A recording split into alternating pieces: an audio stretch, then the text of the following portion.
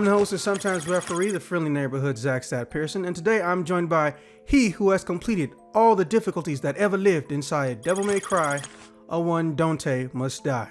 Dante, why don't you tell us a little bit about yourself? Hey everyone, like Zach said, my name is Dante Must Die. You can find me on Twitch, Twitter, and occasionally I post a YouTube video. I stream 3 days a week, and I play what I like. I'm also a writer, and I love movies.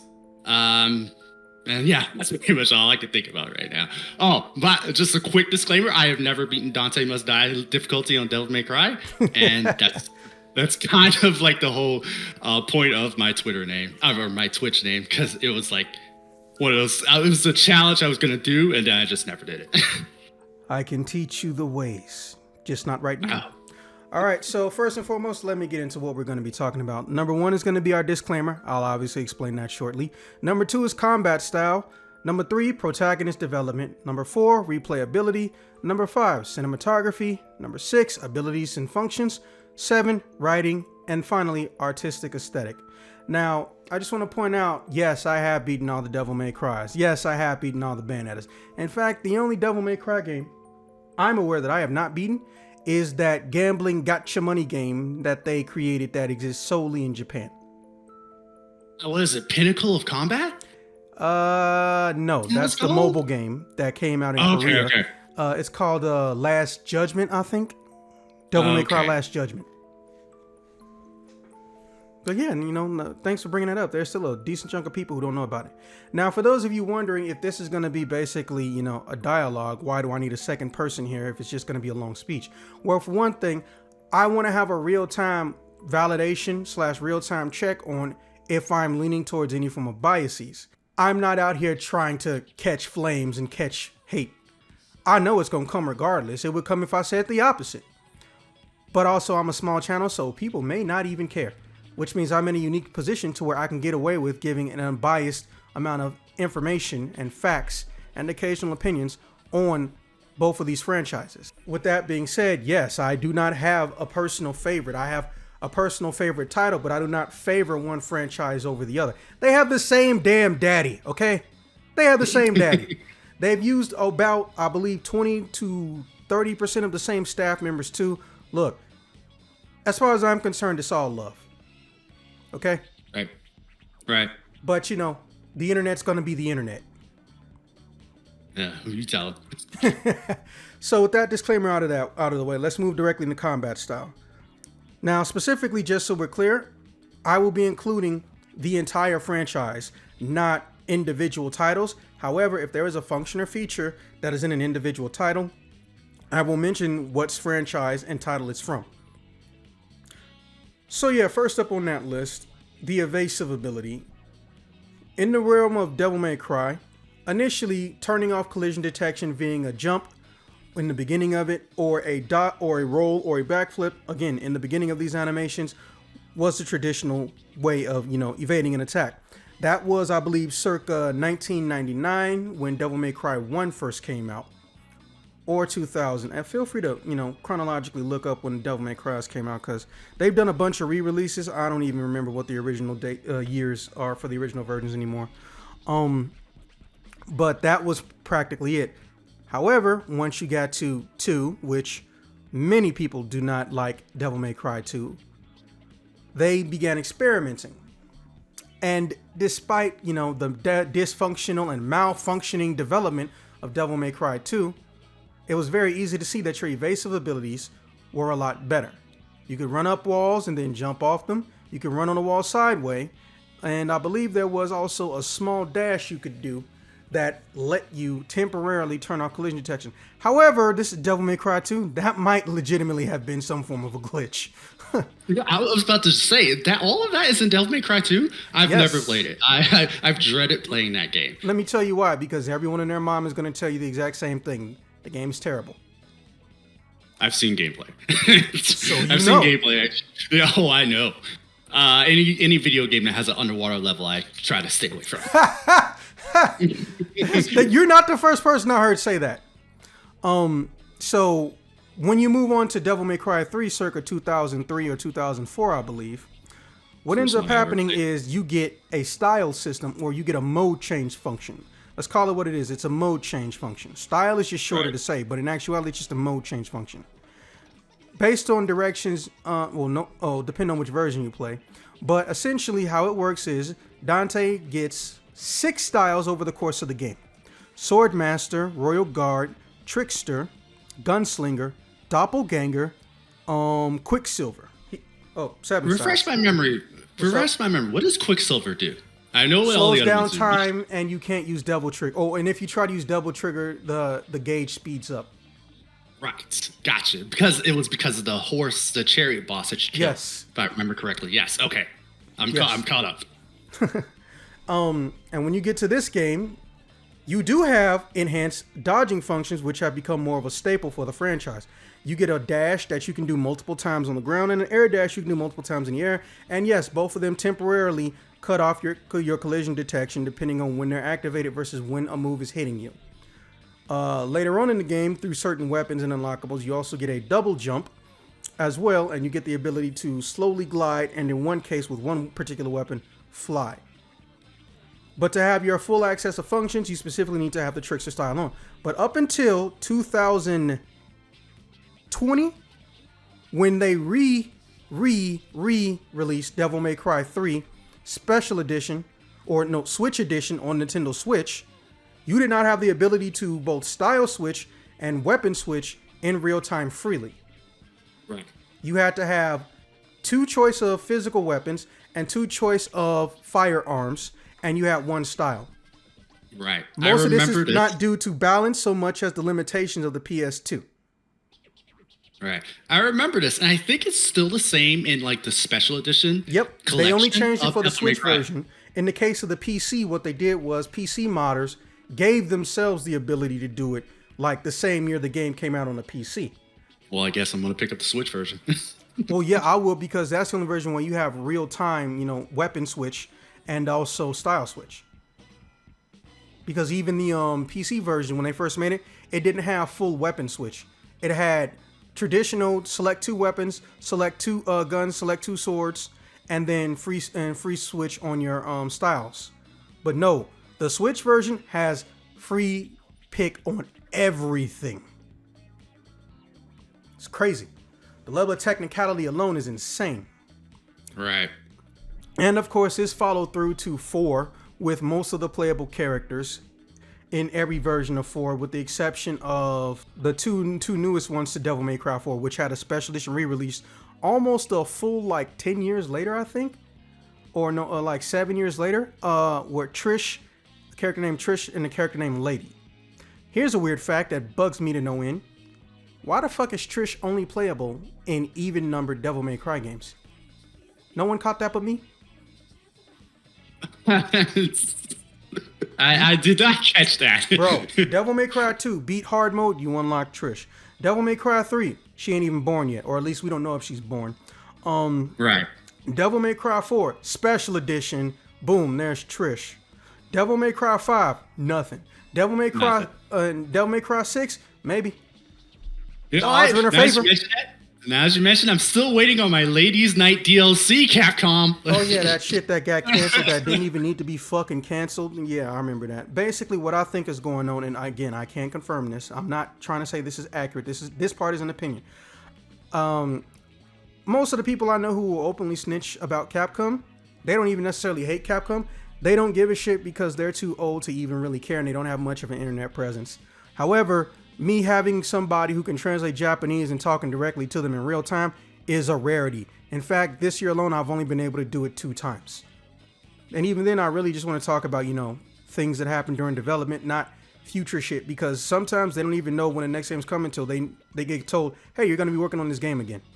I was like, oh, okay, well, fuck it, let me ask you about old stuff. But that's another matter completely. Essentially, though, I do want her to be playable, and I think the reason we didn't get the Ladies Night DLC is simply because 6 got approved and greenlit and went into production faster than expected. So 6 is going to come out and be produced or designed by someone who isn't, Hideki Itsuno, because he's currently doing Dragon's Dogma. but at the same time, he might have some supervisorial role. But again, that's an opinion. None of that is confirmed fact. I'm not even going to pretend it is. Okay. Now, there's been a total of about 4 or 5 playable characters, depending on how you look at it, through the Devil May Cry franchise. Dante being the star and protagonist, despite what some people want to believe, is in every title. Nero is only in 2. Trish, like I said, is only in the even number titles. And Lady, formerly Mary, is only playable in 1. Also, just so we're clear, I'm not including the mobile games in here because Bayonetta does not have a corresponding and counteracting mobile game. The closest Bayonetta has to mobile is her railgun game that came out that no one even remembers or knows how to find. It was only for mobiles, and it was only, I think, like 4 or 5 stages, and it basically stopped existing, I believe, the same year they even announced it. Like, it was nothing special. It was just a light gun game where you had Bayonetta on screen. I didn't even know. I didn't know anything about it. Exactly. I don't even remember the name of it. So the mobiles are being left out. However, Dante is the through point. And since he is the main protagonist of the, and also lead face of the franchise, at least until somebody decides to try to fucking do some bullshit with Nero again, which kind of get annoying at this point. But then again, I've never stated I had any respect for Nero. These characters inherently do not play the same, which is a good move to make. All right, back on things. Nero in particular has a grab mechanic that acts as, well, a feature that doesn't exist in Devil May Cry as a franchise without him. He gains the ability to grab, at least in 4. Now, this has led to people being divided on whether or not an automated cutscene-like move where you essentially get free damage with no retaliation should be allowed or not, or at least allowed only on one character, but it was his main hallmark. Nero was Dante who could grab, and also he wasn't as, skilled with a blade. Moving into Special Edition 4, Trish was unique as well. Her combat style featured different button presses were allocated to different weapons. She had the gun button, she had the sword button, and then she had her, physical attacks that she could introduce when the sword was no longer in her hands, which is, what something Dante could do back in Devil May Cry 1. So it was a nice reference that people didn't catch, but I did. And she also has the secondary fight button that usually involves like her more electrical moves. So essentially, when you're fighting as Trish, you have a choice between focusing on her electrical elements and physical combat relating to that, or, fighting with Sparta's sword. But again, everything's mapped to different buttons. Lady was guns. Like, obviously, she was nothing but guns and missiles occasionally. It's kind of disappointing. I get it. That's her whole thing. But I feel like they could have made her a little bit more interesting. Yeah, I feel like they could have made her a little bit more interesting to play in the game. Oh, and I can tell you exactly why. It's because of this cutscene in Devil May Cry 3 that defies all logic, and also her boss fight. She had a grappling hook that she would use to get around, not just pull enemies to her. And then she also, was literally a gymnast. She was she was a gymnast, if memory serves, according to the lore, when she was back in high school. All bullshit aside, I mean it when I say, point blank, these characters are uniquely different. And that's one point already in Devil May Cry's corner. And I'm going to tell you why we spend so much time talking about the combat style in Devil May Cry, especially when it comes to evasion and everything else over Bayonetta. Bayonetta essentially has only had one unique playable character until they got to 2. Yes, right. I acknowledge there was some weird little monster thing that was playable in 1, and also Jean. But Jean almost essentially acted like a palette swap. Her only big difference being that it was harder for her to activate her evasion counter, one of the most basic features in the game. And their reasoning behind it was because her finishing attacks, anything that has her summoning a demon, does more damage than Bayonetta's does.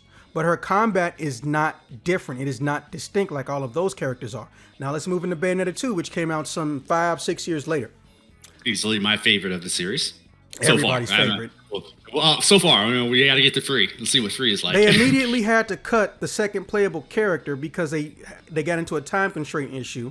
So he ended up being in a mini-game only mode along with Rodin, the other playable character, and of course, John returning, Bayonetta returning, and Bayonetta's mother, whose gameplay is essentially default Bayonetta 1 gameplay, The only difference being she's capable of getting into a giant robot mech.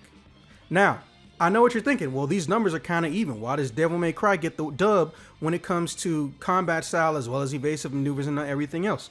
Let me tell you why. Because as fun as a mechanic as I press one button, no style switch needed, and the game slows down and I can get some free shots on my enemy, and if you're paying attention, their weight and physics change. It's allowing you to do combos on bigger enemies you normally can only do with small enemies. Yeah. You didn't think about it, but I bet you're going to try that shit later. As well as being able to find accessories that allow you to manually control slowing down time. Whereas in Devil May Cry, you're lucky if you found one item that did it in Devil May Cry 1, one of the hardest items to get, and it being a feature that disappears after 3. Bayonetta John, same combat. Rosa, Bayonetta's mother. Bayonetta 1, base default combat, but with harder hitting attacks. So that's 3 characters right there that barely have a differentiation. At this point, we've entered Shoto clone territory. Or what girls hate when, multiple people show up at a party wearing the exact same thing. So, that's 3 characters right there with slight differentiations. And the original second protagonist before he got cut, Rodan, a.k.a. Bayonetta's father. Also, I'm not putting a spoiler on this thing because if you're watching this video, it's an automatic foregone conclusion because you can see in the disclaimer and everything we're going to talk about, if you don't know any of this stuff, it's an automatic spoiler. I don't even know why I said that just now. Anyways, however, those characters are limited specifically to only one mode, with the exception of the 3 that act the most alike, Bayonetta, Jean, and Rosa. Devil May Cry, every single playable character has their own story mode, or they can go through the game in its regular format. Devil May Cry 1, Dante and his father, you can play the game, you can play him as a palette swap. And that's why I say he's a half character, because he's not really a differentiation, he's really just a skin swap. Yeah, Devil May Cry 2, well, you got Lucia, and you got Dante. They can go through their own stories and they can go through the side content. Devil May Cry 3, you just got Dante, then later on Special Edition, you got Virgil. Guess what? You can go play Dante story mode while you're playing fucking Virgil. And you start off with all the weapons. Devil May Cry 4, they get to Special Edition. They do the same thing. These characters can go through the story mode. And they actually do show up in some cutscenes. Not all, they don't do a bunch of alterations. The story doesn't really change. But you get to go and you can fight the bosses. You can hit all the beats. You can even find and increase, blue orbs and whatnot, which will increase everybody's health bars and all this stuff, right? It's a shared system. That's how they did 4. Special Edition, again, same thing. The only difference is with Virgil, he doesn't split off into anybody. He just goes through all the stages by himself, 1-to-1, back-to-back. Now, compare that to Bayonetta. So all these kids get to go to the playground and have fun. They get to chill and get ice cream from the ice cream truck, man.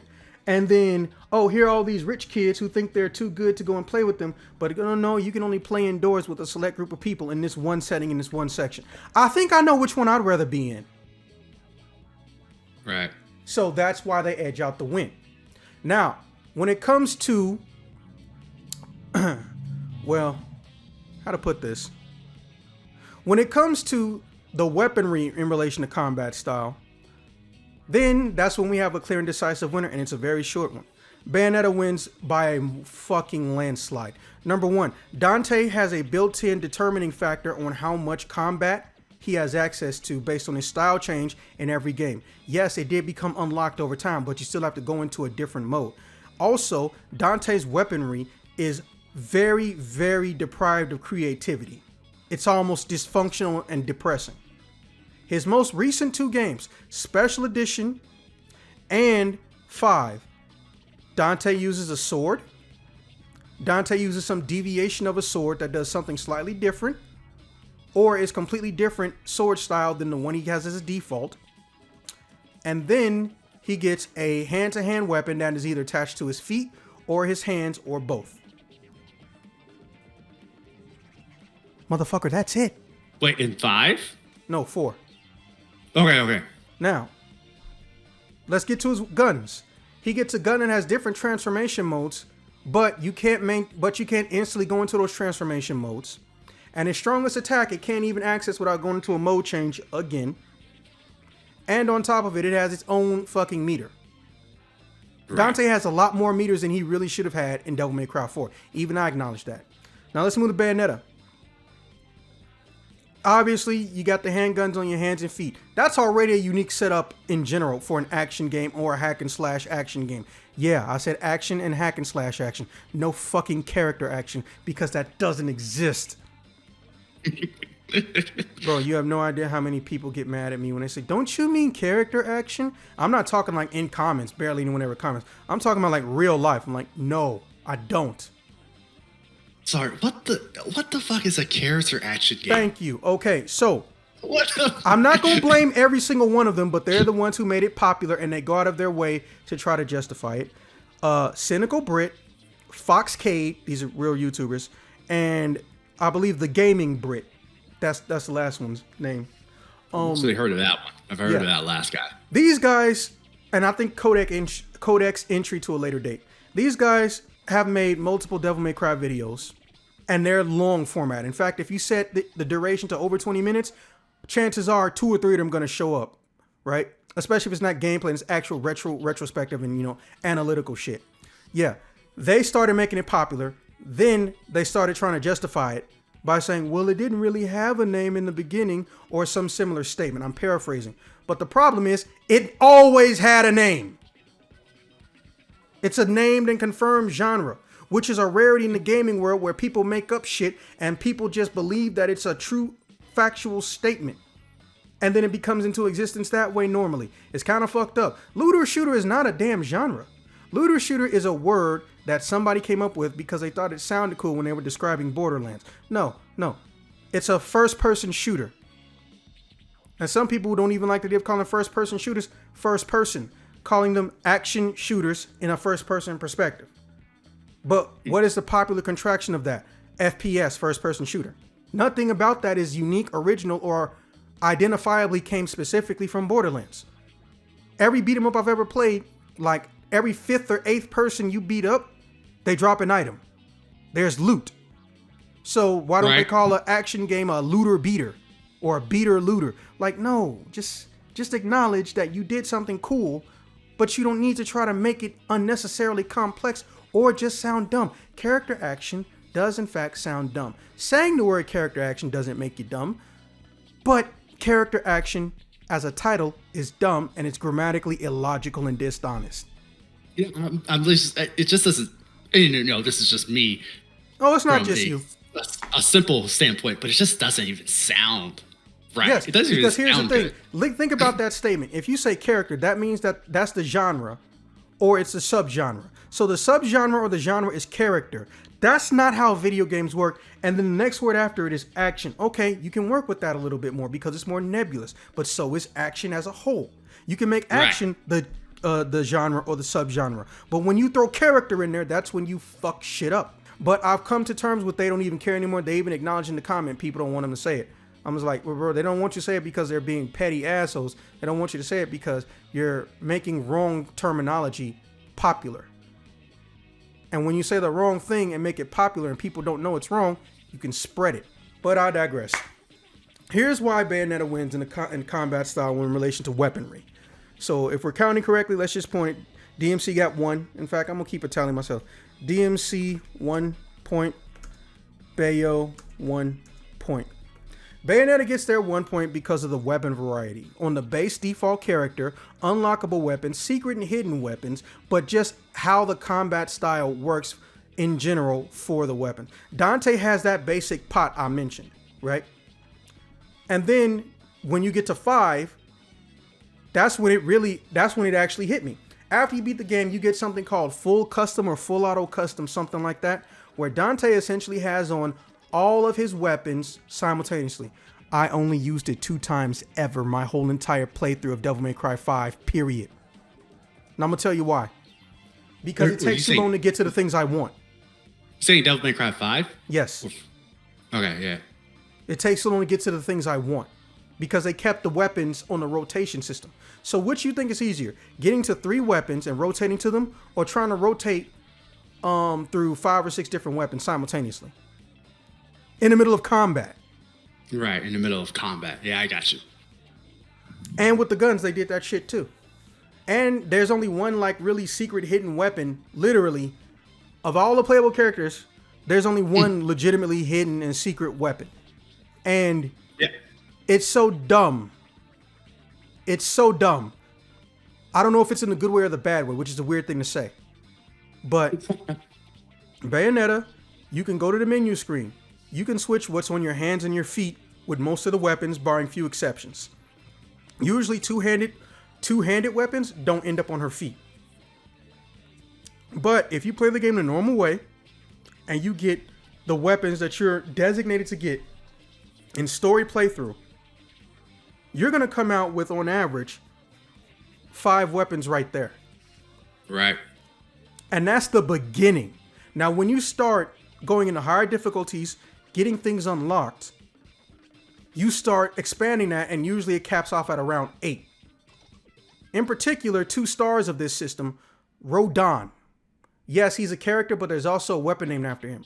In both games, some people still don't even know that you can get a weapon from him. In Devil May Cry, Bayonetta 1 and 2, if you beat Rodon, who is considered the last or strongest boss, you get a weapon named after him that allows you to manipulate and pull out all angel weapons and fight with those angel weapons, right?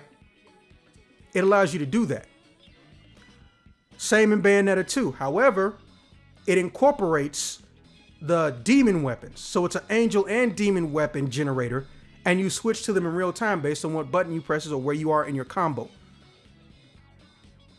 Ain't nothing like that in fucking Devil May Cry. Nothing remotely. You get a nunchuck that can shoot bullets that ricochet.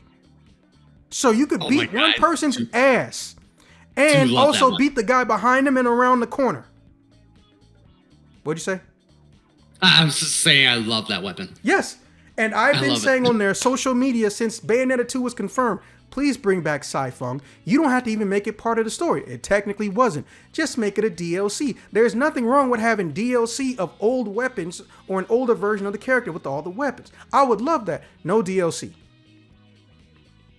And there still to this day is nothing like it. Now let's move on to the other characters in Devil May Cry. We're in 5 now. We're still going to incorporate 4 from time to time, but we're going by the characters. Nero basically doesn't get his grab ability back literally until you beat the fucking story mode. And once you get it, you have to choose between, are you going to use that, or are you going to primarily just focus on your, well, essentially pay-per-view weaponry. Man, is that shit dumb.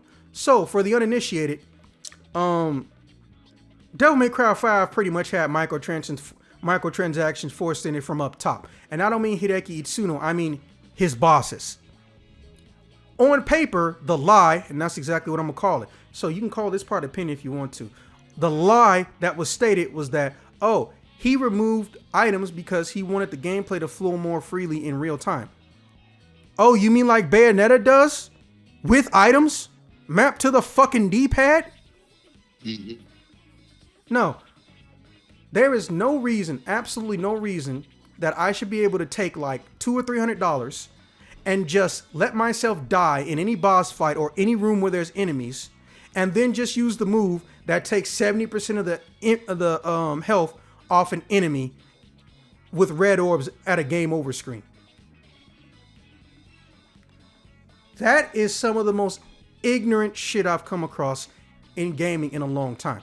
And I know, and I mean ignorant. This is lacking knowledge or being basically allergic to intelligence. This is not the kind of game where something like that should exist if there's going to be microtransactions. If they did what, now don't get me wrong, this has been in the franchise for a long time. The ability to revive or do holy water attacks where it basically kills everything and does massive damage to an enemy. That's why holy water is such a rare and hard to find item. And it's also one of the most expensive in the game because it's meant to basically help you in an emergency situation when you fucking tired of dying, right?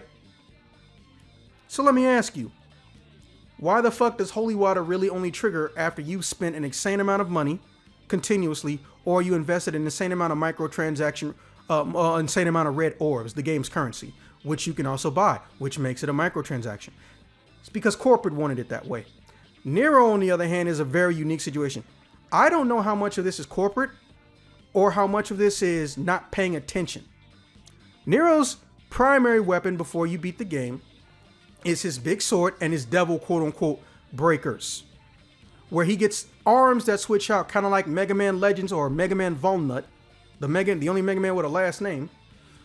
And the arms can break in between attacks if someone hits you, and if you use their strongest move, they automatically deteriorate. This does not turn off at any point in time in the game. Yeah, you can also detonate them yourself if you want to. And then if you choose to disarm yourself, no pun intended, instead of putting it back on this little rack, it just breaks somehow with no explanation. It's because they want you to pay microtransaction money. However, they front loaded this shit into Nero. And I'm glad they did, because I like having reasons to not like Nero. Literally, one of the only things I like about Nero is his voice. Anyways, now, Nero's basic weapons have not changed when you get to 5. Like I stated, he gains a devil trigger, which every character pretty much has, except for him and Lady. Now he has one, so now it's just Lady. And that does not show up when you first play the game, literally until the final fight. So your ability to grab, which you had starting, or rather you got in the early beginning of Devil May Cry 4, is now gone for 90% of your first playthrough. It's just gone. I will give credit, not points, but credit on Virgil, a.k.a. V, the teenage Virgil in the game, because he has summons. They have never introduced playable summons in the entirety of the franchise's history. I give them credit for that. Yeah. But he only got 3, and one of them is essentially on a devil trigger gauge. So really, you're primarily fighting, unless you're in super mode, with 2 of these creatures. They have their own HP bars too. What'd you say? I said V is a very different character than the rest of the Devil May Cry cast. Yeah, definitely. If you played Chaos Legion, you pretty much know what the puns mean. I did play Chaos Legion. That's a deep cut, I think. And then also Astro Chain is basically Chaos Legion 2.0. But anyways, I give them that. I did want to stop you real quick and just ask you one question. What? You're saying Nero, his gameplay for Devil May Cry 5. What about it? His Devil Breakers. I feel as though his Devil Breakers kind of brought more versatility to his toolbox versus Devil May Cry 4. No, I totally agree. The problem is that they're Devil Breakers and they break. So it's temporary. That's my problem with it. Well, you're calling them, you're calling the system behind the Devil Breakers microtransactions. Well, let me ask you something. Go ahead, yeah. When you play a video game, especially an action game, when you get a weapon, much like, the old ones, the weapon is temporary. They want you to focus on your main combat style. Yes, they'll give you certain boons and boost or attack damage increases, but they're temporary. Whether it's a sword or a pipe or it's a gun. From Streets of Rage all the way down to the Teenage Mutant Ninja Turtles in the sewers in New York. That secondary weapon, if it's even there, is temporary. That breakable item in the stage is temporary. Yep. And at what point in time does it not look like microtransaction bullshit when you have to buy that accessory that goes into your combat list and then it not be bullshit that it breaks depending on when you get hit during a charge move, or it breaks just when you want to switch it and you can't switch it out like a normal item? What is stopping him from taking the arm off, putting on another one instead of it breaking? Nothing but Capcom corporate. That was a game design choice that was deliberately made maliciously. Tell me I'm wrong. I'm trying to just recall my time playing Devil May Cry 5. And just so I'm clear, you're saying microtransactions as to where I had to spend real money in order to buy more Devil Breakers? Yeah, and the fact that that was even an option is fucking disgusting. Also, Dante, as you know, yeah. he has the hat that is literally Oh yeah. like press shoot to win. What does it do? It eats up your red orbs every time you use it, with the exception of one attack. One attack. When you put the hat on enemies. The strongest attack, if you hold down one button, literally can take close to, if not, a fourth or a half of an HP bar on every single boss in game. Oh yeah. But it costs a lot of money. Just brings down the meteor. And so that means that what happens when you run out of orbs? Are you going to sit there and replenish all that shit all over again? Or do they want to encourage you going and buying more red orbs? Let me tell you something right now. They can say, well, these are all optional. Yes, but who gave us the option? Should the option be there? Right. I'm not even saying Nero shouldn't have those Devil Breakers. I'm saying the format they did was inherently predatory, and I fully believed it was forced on the production staff. Okay. I hear what you're saying. I just want to add the fact that during my multiple playthroughs of Devil May Cry 5, I never felt the need to spend money on Devil Breakers. Yes, but you got to understand, we're not everybody. And I'm not trying to put us in some elitist, holier-than-thou bullshit nerd petty category that means nothing in real life.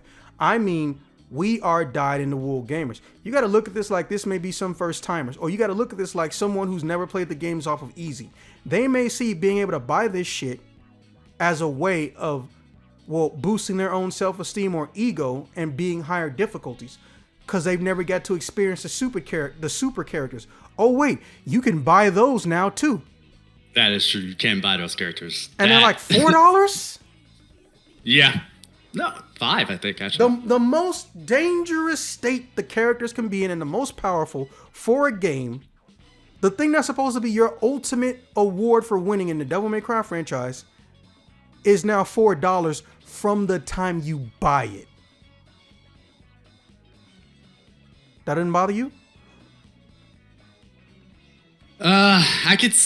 Honestly, me personally, no, it doesn't bother me. You know, because, you know, I don't have to pay for it. I don't need that to play in order to play. But as you were saying, I'm not everybody.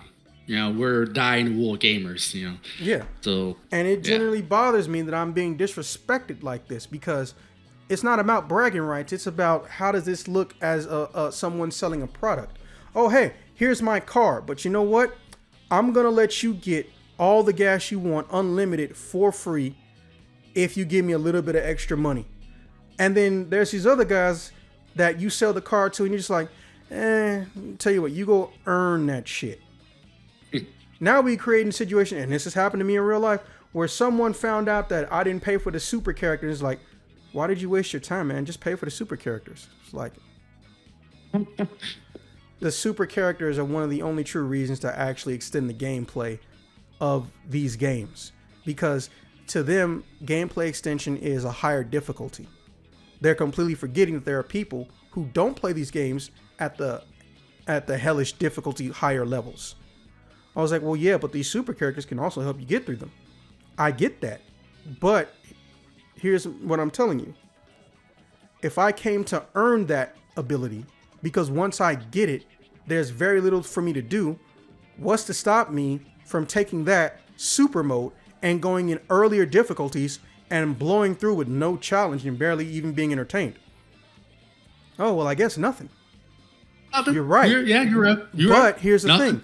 If I know I bought a video game to get enjoyment out of it, and I know that they're trying to sell me something that will ruin the enjoyment, I sincerely think that that's predatory on some level. Also, I think the only time I've ever bought a super character was when I found out my Devil May Cry 5 PlayStation 4 save file doesn't transfer over. That's some bullshit. Or either I only got the super characters on the PS4 version and I got the super character Virgil on the PS5 version and I left it at that. because I'm really not trying to play Nero if I don't have to, and you kind of fucking have to at some point.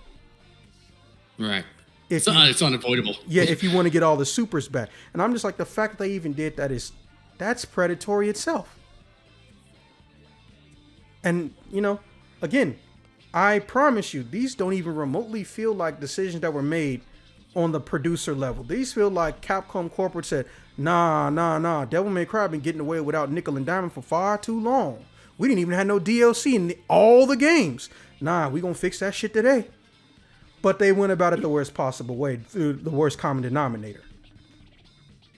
Gambling addicts, they not out here looking at Devil May Cry. They're looking at mobile titles. They're looking at Genshin Impact. Yeah, I said it. No, don't even get me started on that game. Oh, we won't. But you see my point. Yeah. I see your point. Now, to get back on it, because, well, the rest of this is going to be pretty short.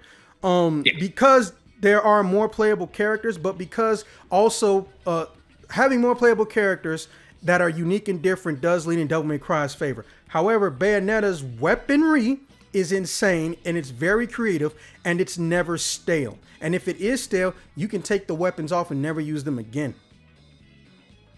Also, you know, let's not forget, Bayonetta's best evasion technique is not limited to a style change. If you're new to the game or to the franchise, I've seen it. Some new people, they will think they're about to dodge, not realizing they're in Gunslinger, Royal Guard, or Swordmaster or something else, and just straight up die. Yeah. I don't have that problem with Bayonetta. Rodin gets a barrier that nullifies damage. He gets a barrier that does automatic knockback when they hit it, nullifies damage. What's his name? Balder pretty much has the same thing as Bayonetta. He slows down time temporarily. John, Rosa, all of them, they slow down time temporarily. And you can even modify it to where you can do it manually controlled, or you can make a giant explosive bomb that does a knockback come out of him. Devil May Cry, dodge. Nero, dodge. But then you get the Trish and Lady, they forgot to give them a dodge mechanic. No, you didn't forget. You just didn't want to care. So, they both get a point in combat style, but for different reasons. Protagonist development. Devil May Cry. So I'm going to make that 2 right now. Yeah. Now, a lot of people like to say, well, Nero grew up. No, he really fucking didn't. Nero is still the same character. The only difference is once he found out he no longer had to be thought of as an orphan, he didn't want to see somebody who he didn't learn to love die. That's it. And that only happens for the final hour of gameplay in Devil May Cry 5. Recap real quick. Devil May Cry 4 first came out in 2008. And immediately, one of the first things people hated about him was that this is basically a teenage Dante all over again. His personality is practically not even different. And I agree with that statement. Now, you get to 5, which happens chronologically for us 11 years later? 10 years later? No. Nero's personality is practically the exact same shit. Yeah, which is Dante and Devil May Cry 3. The only difference is the empathy and compassion is already visibly there. He didn't have to earn it like Dante did. Or rather come to terms with that part of you still being there like Dante did. Trish, we have no character development. Lady, we have extreme character development and then none. But it makes sense because she hasn't been featured that much, so there hasn't been more opportunities. Lucina, absolutely none. She just stopped being suicidal near the end of the game after she found out she may not be what she thought she was. That's literally it. So that leaves Dante, the guy who's got the longest through point through this franchise, next to his brother. Okay. Dante was a playful, cheery kid until that fateful day where life got fucked up for him and, well, demons tried to kill him because they found out Sparta was dead. Assumedly, he died from old age because wasn't nobody kicking Sparta's ass. Now, moving from that, Dante becomes a mercenary, and he's one of the best that there's ever been, and he still has a playful and happy and optimistic side when he's around children. He really doesn't come to experiencing high emotional situations until Devil May Cry 1 and the prequel to Devil May Cry 1, the novel. In which case, it still wasn't that high of a situation. So essentially, he just got angry in Devil May Cry 1, but his personality was still pretty concrete. Devil May Cry 2, his personality practically wasn't there. He was stoic and he was stone cold. He was more like Virgil than Virgil. It wasn't a bad change, but it was different. And it was a little bit unique. Because it was like a balance of Virgil and Dante as a personality. Virgil, dude was basically enslaved and tortured and psychologically damaged and traumatized from a young age, much like Dante was. However, he became more cruel and he gained a power obsession. And he used power essentially to fill the void of loneliness he had. Of course, they never say these exact words, but that's essentially what happened. But that's what led to him fucking up. He tried to take on Mundus of all things, which still makes no sense. How does Virgil know what Mundus looks like if Mundus is just eyeballs in the sky? Also, why the fuck would you think you could do it just because your dad could do it when you could barely even fucking get any power outside of a double trigger? But he tried it, he failed, and he got corrupted, and he became basically a living zombie. Or a knight in a hell knight, essentially. That's when we get Nero Angelo. Yeah, Angelo, there you go. Yeah, that's when we get Nero Angelo, but because of translation, a lot of people in North America think his name is Nello Angelo, but no, it was actually Nero Angelo, which actually would fit better with Nero, but you know, too late for that. Hindsight 2020, all that jazz. And then, through raking up from getting a lost memory, he starts to develop some of his own personality back. And by the end of Devil May Cry 1, he wants to kill his brother out of revenge, not for Mundus, at least that I'm aware of. However, I'd say it's a plot hole at this point, or really it's just an unexplained issue. I guess that's a better way to phrase it. Once Nello Angelo realizes he's Virgil and gets his memory back, whether fully or partially, why didn't he just team up with his brother and try to kill Mundus? Or was he just obsessed with trying to get more power still? So he said, you know what? Let me still try to take the other piece of the amulet and try to get the Sparta sword and go kill Mundus and fail this time because he didn't think he would say anything. But there's no speech the last time you fight Virgil. There's no speech. We don't know what's going on at that point. Now, moving on with those two, you get to Devil May Cry 3, the real crucial of the situation. Just so we're clear for those new people, the chronological order of these games and the story timeline are different. 3 is the prequel. It comes before everything in the timeline, but it's the third game. Dante he's essentially a slut who wants to do nothing but eat shit, sleep, fuck, and fight. And when he's not doing one of those, he's bored or playing his guitar. He truly doesn't care about anything besides his own enjoyment. He let himself get stabbed when he didn't have to, just for the sake of fun, or either just because he didn't give a shit in the beginning of Devil May Cry 3. That's not something someone who cares about their own well-being does.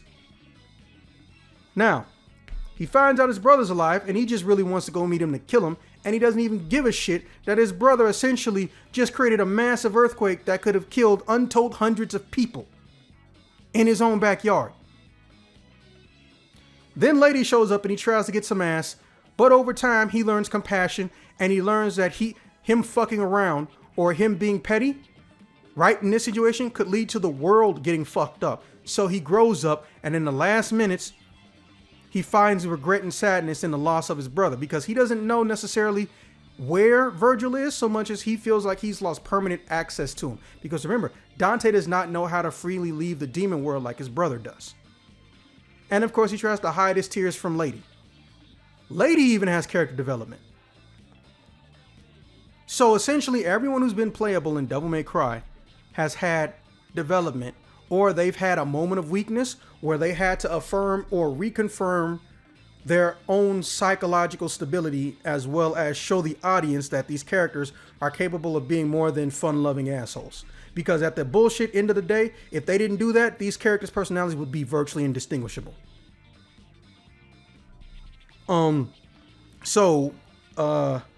Bayonetta, yeah, you about to get your cheeks clapped.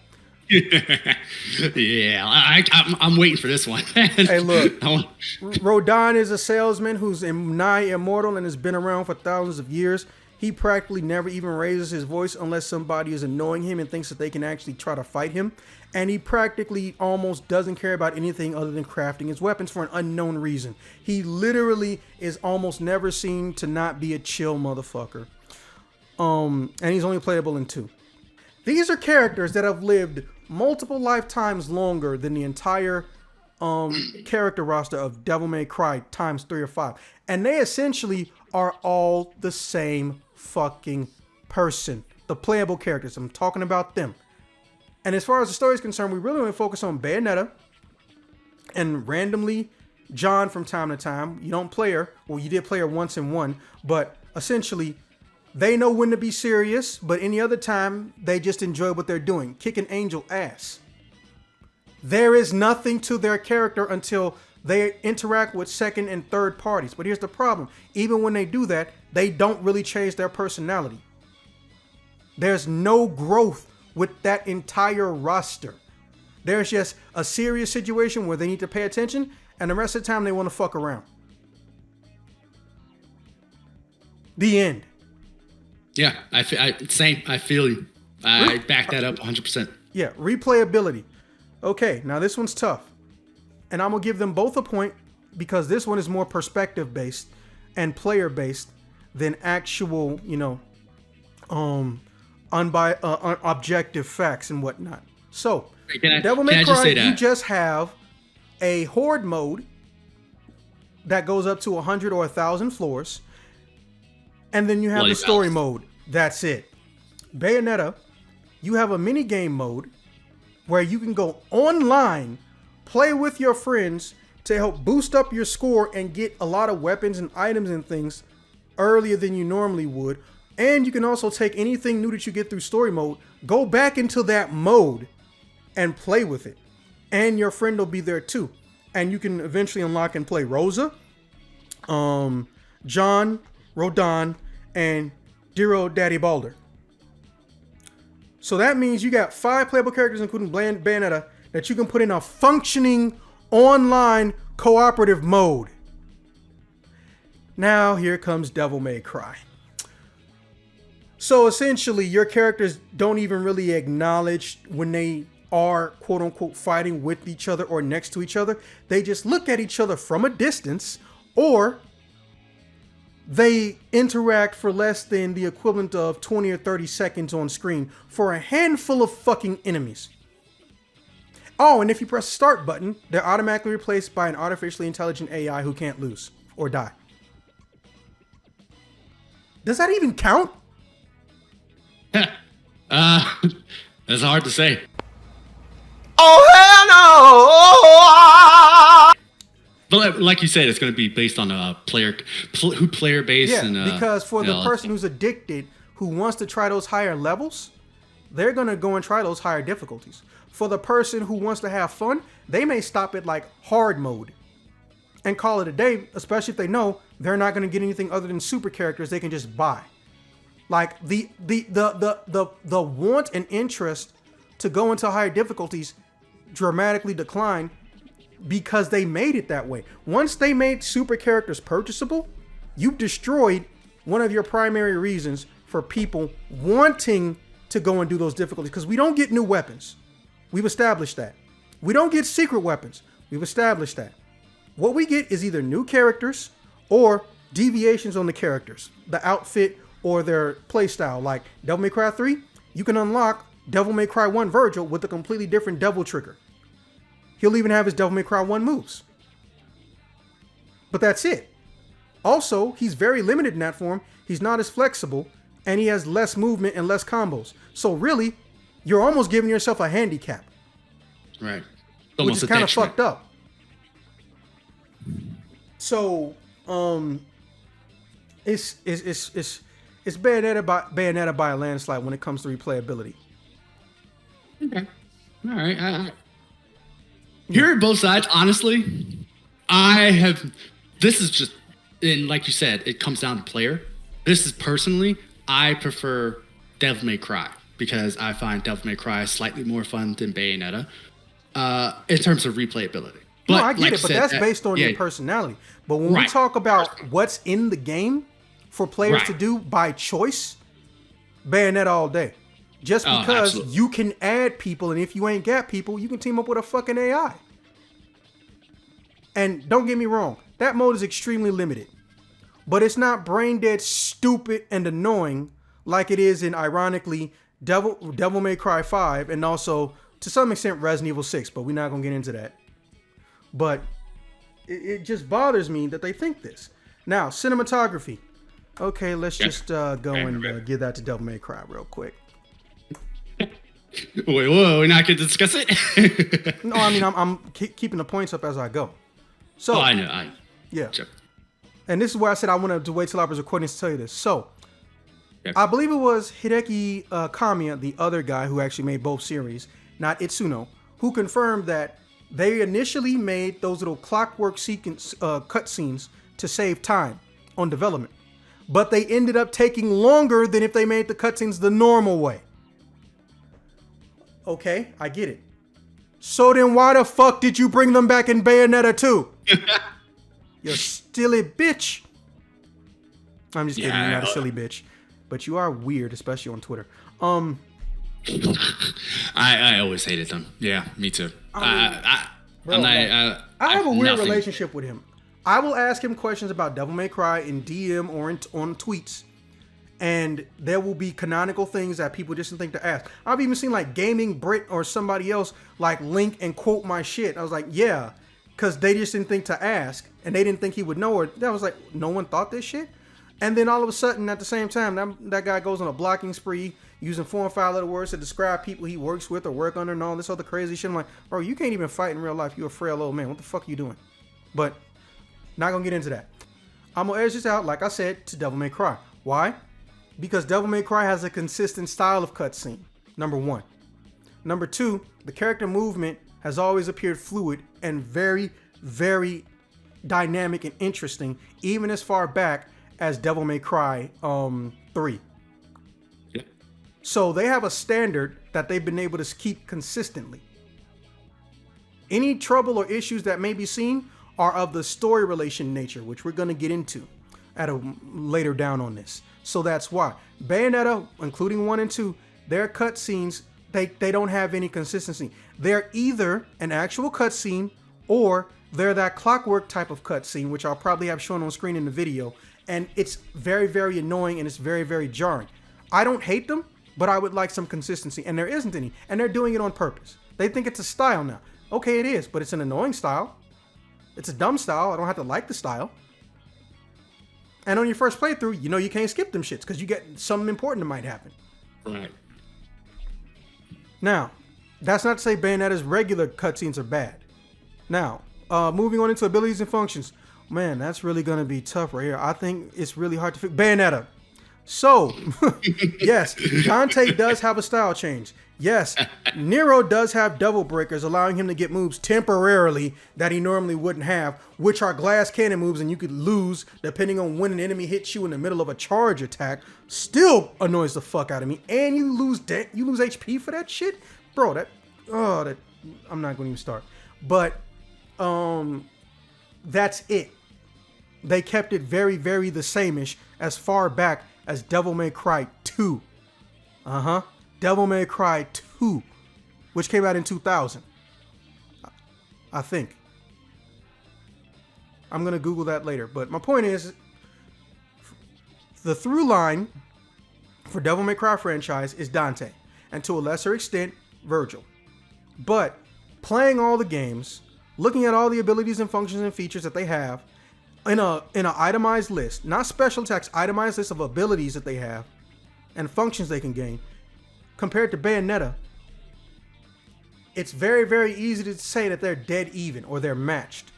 Well, here's the problem, and here's where Bayonetta takes out the win. In Bayonetta, I have transformations that aren't just a super version of myself that hits harder.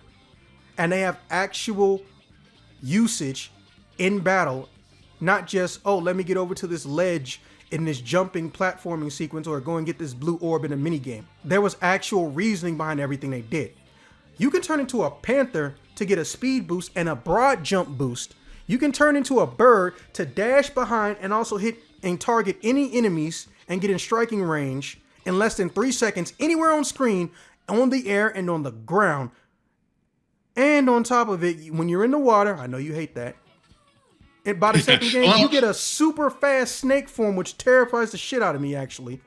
Actually, now that I think about it, I think Bayonetta is probably one of the few games I don't mind underwater levels because she has that ability. A fucking snake form. Right. And then you also can gain the ability to get a robot mech as a super mode with a completely different move list that hits stupid hard, and I believe it can't take any damage. Don't quote me on that though, because I don't have the super armor mode directly in front of me. Oh, and did I mention different characters can have different features and functions? Bayonetta has what I just told you. John has a duplicate of it, so we can't really count her. Rosa permanently has the super mech robot thing. So that's two different right there. Rodana has the barrier function, well, the biggest reach out of everybody, minus the bow and arrow shit. And also, fuck is his name? Balder, he's got the dodge functionality too, but he can call on enemy characters to come out as a summon at the end of his attacks. Oh yeah, and Bayonetta has that too. Now, right. Devil May Cry, your shit's, again, all on that little wheel. They're adding unnecessary things. I honestly say this, and I believe this, there doesn't need to be a trickster style. And I like trickster. This one mode allows Dante to dash, air dash, and teleport. It's meant for evasion, right? Tell me why I can't just devote an entire button to evasion like with Bayonetta, where you can do those same functions. The problem is unnecessary technicality. And I know they probably don't think about it that much, but Dante is unnecessarily technical. And that's where it comes back to hurt him, because on paper, they all pretty much got some of the same abilities. Like I said, really the biggest one is the Panther. The aquatic one is debatable, because Bayonetta's crow form, that's basically Dante's teleport. But the problem is technicality. Everything Bayonetta needs and can get access to, there's no style switching. It's just there. Also, Dante's, a lot of his abilities and extra functions are only on Dante. Every single game. So we got one character that's got more shit than God, and then we got another character where almost everybody has the same baseline. And she just expands up from that one. That's why Bayonetta gets the point now, putting her at 3. As a franchise, not the character. Right. Yeah. Because when Dante gets a new function, it's usually related to combat. Being able to shoot in multiple directions, okay. They haven't put that in Bayonetta unless it's a homing weapon, but they could easily do it. They even have some combos where if you hold the button down, it'll end with her shooting in different directions. Right. That's much more cinematic. Yeah. It's much more cinematic in Bayonetta. Yeah, if you say so. Royal Guard mode. That's a fucking block button. Bro, Bayonetta has an accessory that damn near you can get as default on the Wii U version if you got the right amiibo, which is kind of dumb. Where she gains the block button and it's even easier to use. It's scary to use, but it's a little bit easier to use than the Devil May Cry 4 version, right? Now, what else does that leave? Swordmaster. Oh, so you're just going to take some of her combos and special moves and map them behind a style. Then we got the ones that, are ephemeral. Quicksilver, slow down time. Bayonetta's had that since day one. Technically, Dante had it in Devil May Cry 1. It was just extremely hard to get. Like, really hard to get. But they immediately dropped it. Devil May Cry 4, Darkslayer. Oh, he can do 3 of Virgil's moves. Only 3. And 2 of them don't even do that much damage. Ooh. Now, is there an exclusive style in Devil May Cry 5? No. He just gets a higher level of his double trigger. But as you can see, all those things, Bayonetta already has mapped to her natural combat and playstyle. They decluttered and simplified the exact same abilities, but it's still difficult for no reason. Bayonetta gets that one. Man, this shit was kind of... Bayonetta. So, Devil May Cry, I'm going to tell you what the 90% of the story is in all the games. The exact synopsis, not what happens to the characters and character development, the actual writing of the synopsis. Dante finds out about a threat. Dante pursues the threat. usually of a demonic nature, and it indirectly or directly has some loose tie to his family lineage. He takes out the threat, and then he leaves. Devil May Cry 1, Trish shows up, finds out about a threat related to his family. He goes and kills that threat. The end. Devil May Cry 2, technically different. Devil May Cry 2, hey, we need to tell you about this crazy bastard who's going around trying to fuck over the entire world because he basically wants to bring the demonic world here and become a super powerful demon. And you're like the greatest devil hunter ever. Yeah, I need to go look into that. Let me go clap those cheeks. It's essentially the same thing. Devil May Cry 3, the prequel. Hey, guess what? Your brother's back. He wants to talk to you, secretly not knowing that his brother wants to go and get more power, and he wants to get all of the shit his dad had, so he basically can, we don't actually know. They never said what he would do when he got all of that fucking power. They didn't say he would take over the world. He's never said he was going to take over the world. It's not even clear what the fuck Virgil was going to do if he got all that power. Was he going to beat the fuck out of Mundus? Okay, but then what next? Dante just wanted to kick his brother's ass. Then he realized, hey, we fucking up too hard. The world need to be saved. Devil May Cry 4. Oh shit, that's my brother's kid. Or at least he's probably my cousin. You know, for no logical reason, I'm not going to tell this kid that. For no logical reason, he's not going to tell this kid that. Yeah. Oh, and this one guy who I know is the head of demons and shit. Oh yeah, I found out he fucked up and he's really messed up. Well, you know what? Let me go take him out. Yeah, let's take him out in a room full of people that could easily recognize you and identify you. And there's a police report not filled out. Bro, there's too many fucking random plot holes or shit that doesn't make sense for the sake of how it looks on screen. That's one of the first ones. Then you go and hunt this guy down and he's toying with you the whole time. He's not really fighting you. There's no reason why he couldn't tell him anything about his lineage. So now we move on to like towards the end of the game. You know what's going on. Trish fucked up without even explaining it till literally the end of the game, and most people didn't even catch it till like the second or third time they watched it after I told them. They had no way of actually completing what they wanted to do. Dante initially blows them off when Lady comes in complaining about them. Then Trish escalates things, stole Sparta's sword, gave them Sparta's sword, and literally caused almost every bad thing that happens in Devil May Cry 4. And at the end of it, when she see, hey, this is all the money we get, motherfucker, that's a thick ass roll of 100. Shut the hell up. What are you buying? You're an immortal demon. What are you spending that money on? Then I thought about it. This is Trish, probably fashion. And he says, don't you think we should get more? And then Lady's like, you know, you caused all this shit, right? Well, I didn't really cause all this shit. No, motherfucker, you caused all of this to happen.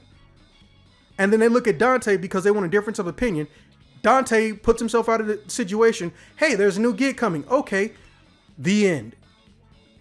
Devil May Cry 5. My brother's back. I need to kill him before he does something that shatters and fucks up the world. Well, my brother kicked my ass. Damn, I need to figure out a way to kick his ass. What is Nero doing? Oh, I want revenge because this motherfucker stole my arm like 2 years earlier or a year earlier. It's not. I think it was 2 years earlier. I'm not really too sure. And somehow, only in the manga it's explained, Nero gets there at the exact same time, like 5 or 10 minutes after Dante does, which makes no sense. And they try to make it make sense in the manga. Enzo had a helicopter, which how the fuck did he even get that? And he just flew Nero over. Also, why was Dante scared to tell Nero about his lineage or that, hey, I'm your actual uncle? There was no point in time where it was logical for him to hide this fact from him. He lives in a completely different country on a fucking island. Why is this a hidden fact? Also, if Nero regenerated his arm, is he still a quarter of a demon? Is he a half demon? Or is this just something that is genetically woven into his DNA to be able to trigger and activate? Because it doesn't make sense. They get their devil trigger in response to a fatal situation, usually being impaled or their life about to end, right? When that first happens with Nero, he gets Devil Breaker. But this time, that didn't happen. He just decides he wants to stop Dante and Virgil from killing each other, or one or the other, and he just gets it. How did he trigger Devil Trigger? Also, my favorite final thing, why are they trying to imply that Dante and Virgil are somehow stuck in hell when Virgil literally has a sword that can cut through dimensions and put them in fucking Earth, which is why half the reason all the shit that happens in this damn game happens. they have the get out of hell free card, but for some very, very, very painfully stupid reason, they keep trying to imply that they're stuck there or they're going to stay there. Where are they going to get food from? They don't have plants and trees and shit down there. Also, Trish probably knows some way to get in and out of hell without the use of, cunning a dimension. Remember, she is a demon who is from hell, who's wearing a disguise that makes her look like their parents. She went from Malay Island to where Dante was. So obviously, there's some way to get out. There have been other demons that have got out. That's why their profession exists.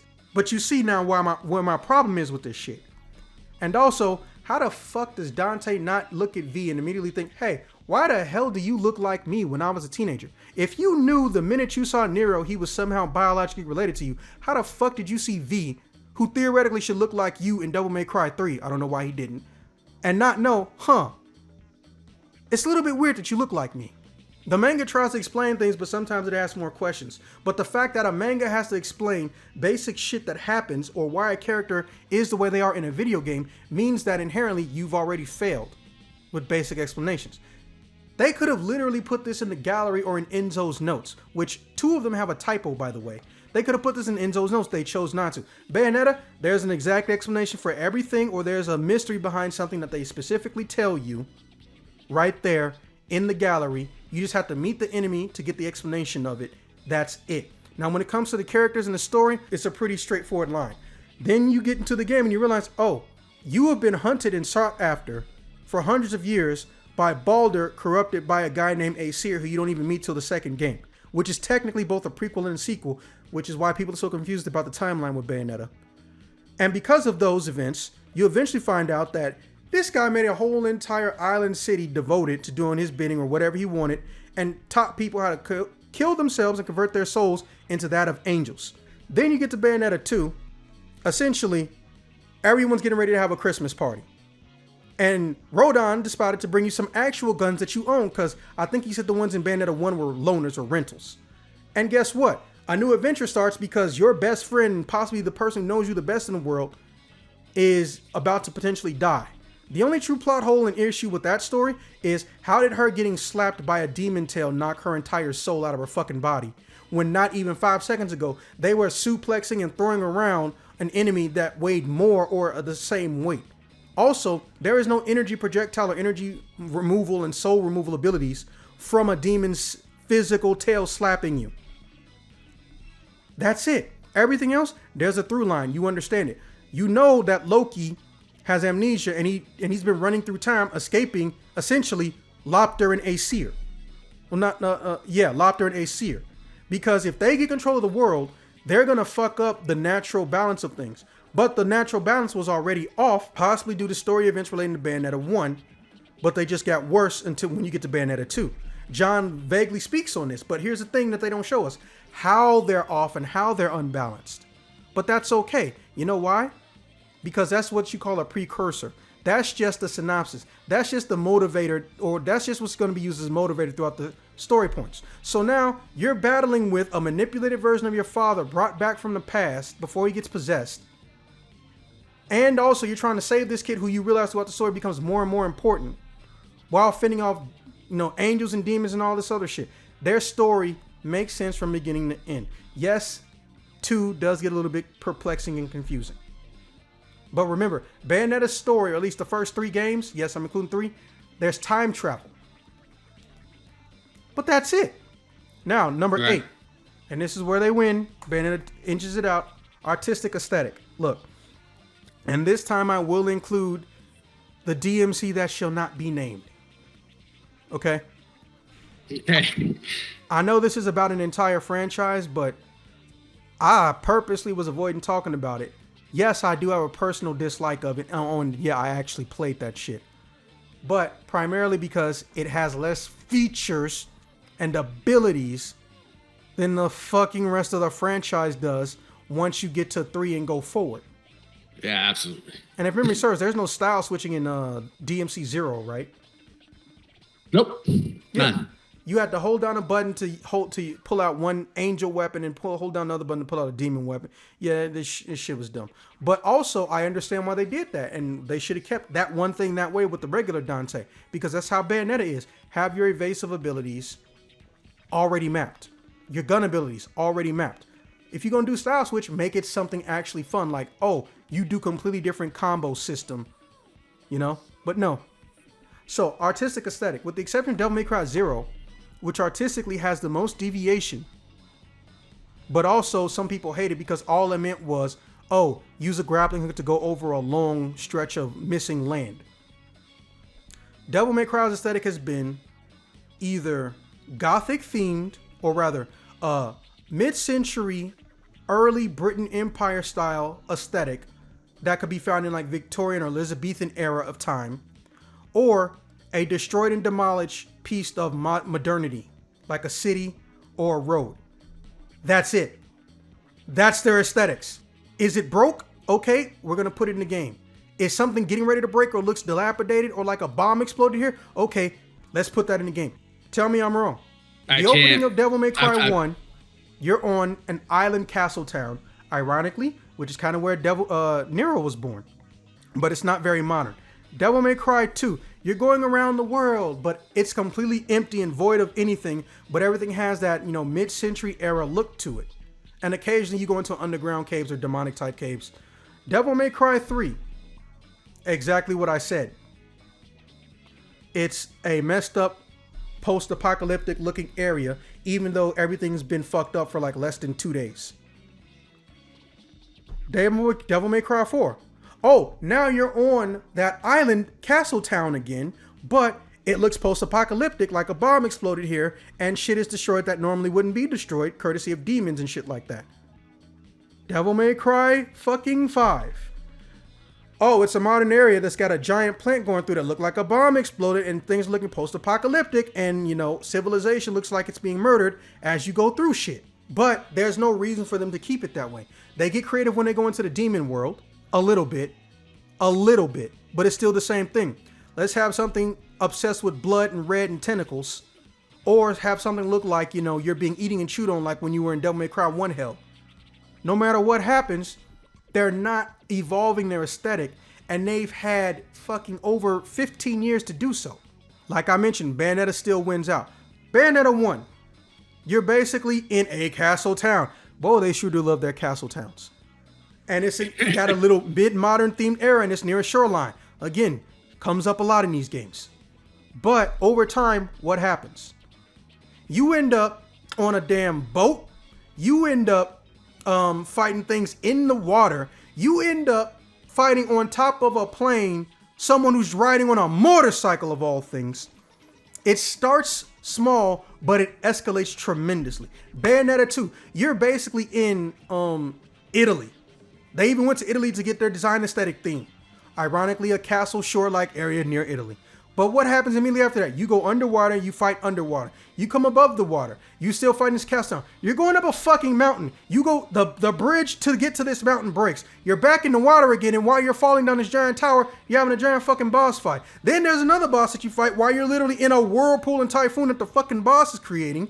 And then let's not forget in Bayonetta 1, you went to fucking space. By driving up a motorcycle up a rocket. And now this new game, we got time and interdimensional travel when it comes out. And now mind you, I can't count Bayonetta 3, so I can only count 1 and 2. Bro, they never find a way to try to find some unique setting or play aesthetic, or some unique setting, artistic design, or combat aesthetic, and they throw it in. They never find a way. Your character can occasionally stick to walls, which is weird, to go and try to scale up something, and now you're fighting with a different type of verticality.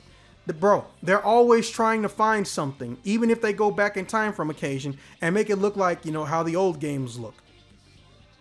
They're never not. You're fighting on a highway on top of trucks and 18-wheelers, and if you touch the ground, you know, you're actually being left behind by these cars and shit. Bro, they're trying. You can ride the motorcycle instead of it just being in the cutscene like a Devil May Cry. Mind you, I fucking hate that section. But there's artistic effort being put into how the aesthetic looks, as well as the style and the stages. Devil May Cry, it's the same thing. A broken, fucked up area, demons gonna come at you, the end. Or a broken, fucked up area, because you're in hell, demons come at you, the end. Tell me I'm wrong. Yeah, I'm still here. I'm just trying to process everything I just heard. Because I know it didn't hit you until I fucking told you, didn't it? Oh no, I've definitely noticed like Devil May Cry definitely has the whole what I would call it the Gears of War style type of artistic style where everything is just just dilapidated. You know, oh yeah, there's something went down here, but in the course of Gears of War, it makes sense. You know, a war has been raging for years. Devil May Cry 5, this shit just started like what 5 minutes ago. Yeah. The last time they got creative was the first time they got creative. Devil May Cry 3. You go and fight a chessboard. You go into an MC Escher themed staging area. Mind you, you don't fight anybody in there, which would have been really fucking cool. And that was it. The closest they got after that was Devil May Cry 0.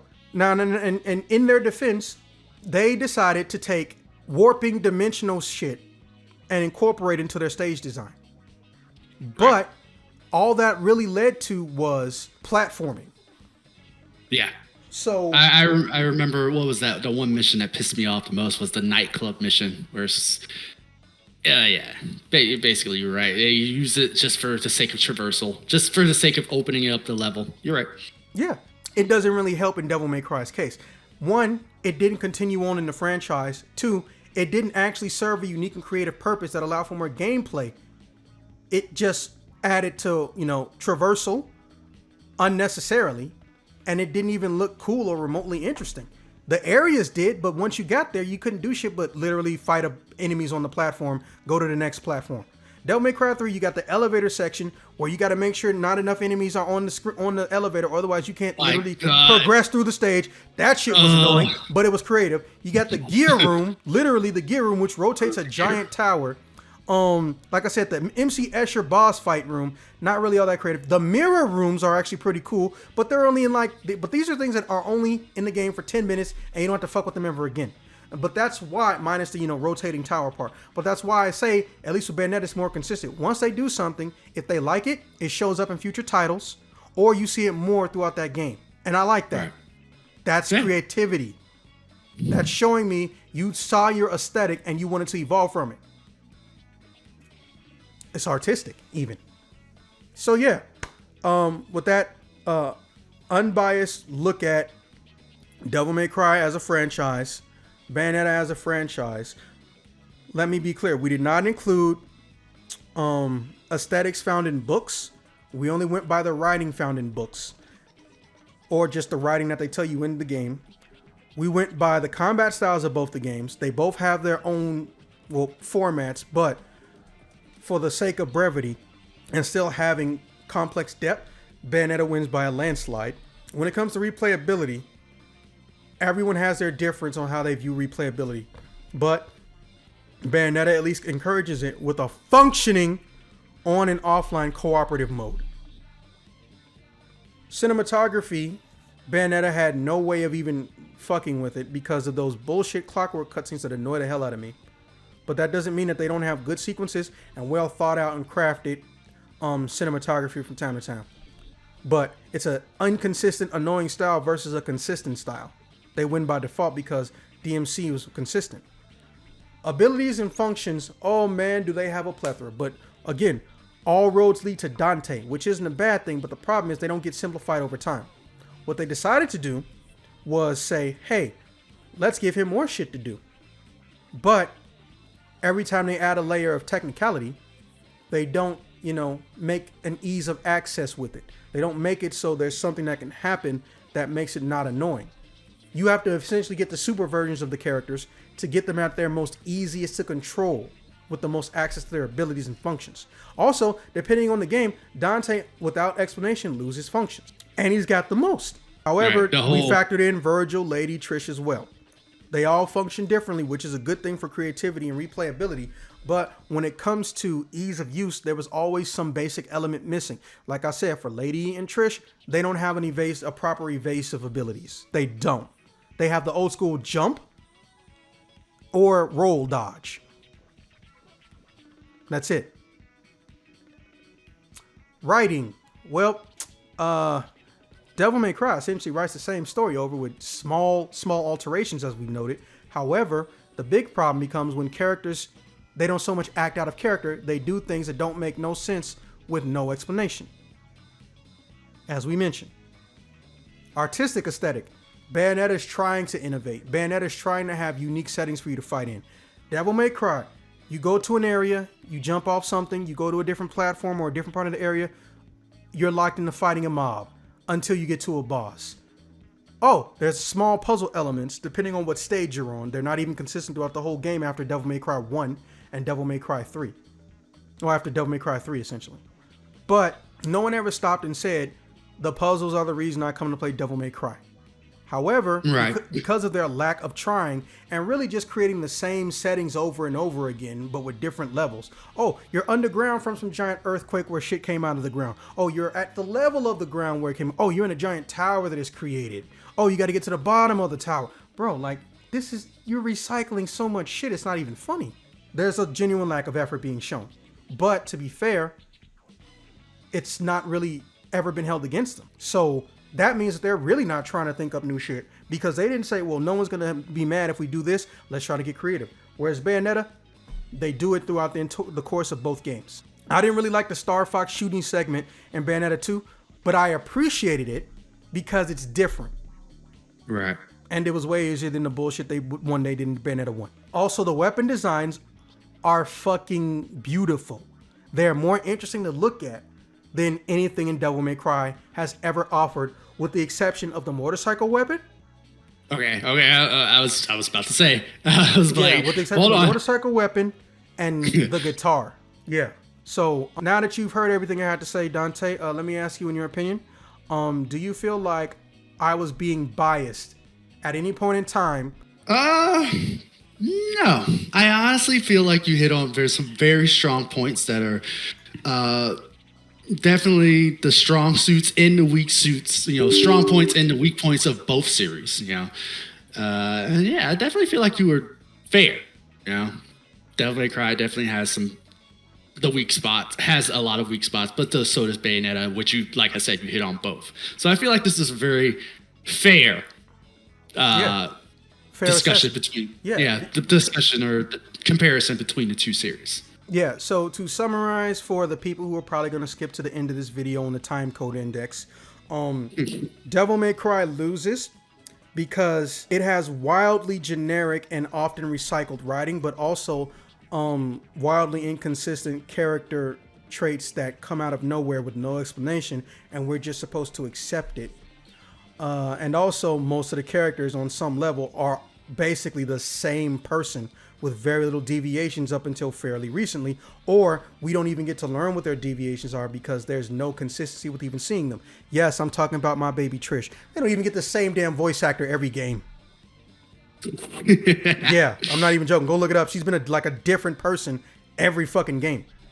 And even though it has great combat depth and replayability, most of their replayability is supposed to be from having the players engage in higher difficulties in which they may not even have an interest in, and they rarely ever get a true genuine reward that alters how they play the game or their interest in playing the game until they beat the 5th highest difficulty, which is a time commitment that, again, easygoing person might not want to get into because they don't find enjoyment in high technicality things in a video game. They may come for the flash entirely by itself. And Bayonetta wins, despite having the flaws relating to their cinematography being wildly inconsistent to the point of being annoying. Their writing is better, but admittedly, because of time travel, there will be some people that immediately get lost, and it's not their fault. They win because their combat style is consistent with all playable characters. Their basic evasive and functional and extra abilities and features are consistent and don't involve a style switch, despite in future titles, let me be clear, some of them, depending on the game, being related to just a simple button switch. Or in the case of Devil May Cry Switch Edition, you have to memorize on a clock wheel where the weapon or the weapon you want to bring out is, and what style you have, and on the opposite clock wheel where your gun is, which is more technical, even though they're giving you all access to everything like Bayonetta does. minus, the weapon switch going into the menu, instead of it all being laid out in front of you on a plate, like Bayonetta. When it comes to multiplayericity, Is that a word? a wild Rakunx has appeared. Good evening, total strangers. Say, Raccoon, although you have never reaped the tears of the victim's cries, God damn! wouldn't you agree that multiplayer on and offline can easily increase player retention? Intrinsically so. Is that a word? Although Bayonetta 2 is a bit long in the teeth, seeing as it debuted in 2013. The fact that its enjoyment can be shared even if it's through a minigame can lead to hours of good memories. And who doesn't want to clap cheeks when they're with their friends? They also have similar abilities and functions, but again, on top of the combat style, the abilities and functions lean in Bayonetta's favor. The writing heavily leans in Bayonetta's favor, even though, much like with Devil May Cry, their stories essentially tell the same thing over and over, simply because there's more going on, there's more characters being involved in the cutscenes, and the writing, and also the creativity sticks out a lot more in regards to Bayonetta. In the case of artistic aesthetic, Bayonetta also wins because there's more types of places you can go. It's more interesting to look at, more colorful, especially in Bayonetta 2. Not so much 1, but also settings in which your character is fighting in are more varied and diverse. They're not just run over to this platform, here's a barrier stopping you from progressing until you beat up these enemies. All right, Dante, you want to let the people know where they can find you again? Yes, like I said, I am on Twitch. I'm on Twitter. Occasionally, I'll post a YouTube video, and in order to find me on Twitch, just type in Dante Must Died or hyphens, or not hyphens. What do you call Underscore? it? Yeah, underscore. Sorry. You have to specifically tell them how to type it, bro. Dante _must _die. And Dante spelled with an O, not an A. Yes, thank you. Dante is spelled with an O instead of an A, like some asshole I know. Hey, so we're gonna play offline co-op or online co-op for Bayonetta 3, right? Right?